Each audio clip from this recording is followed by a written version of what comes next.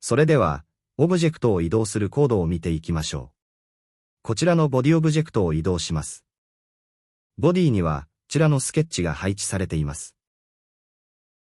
最初にフリー CAD モジュールとベースモジュールをインポートしておきます。ベースモジュールは、位置情報を扱う場合に使用します。次に doc=apply.activeDocument で、現在のドキュメントを取得します。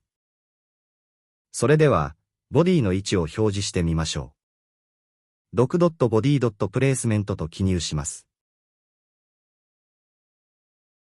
そして、エンターを押します。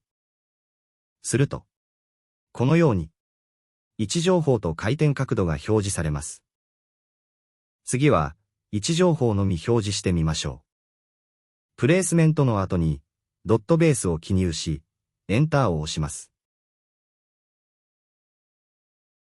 すると、このように、ベクトルとして位置情報のみを表示することができます。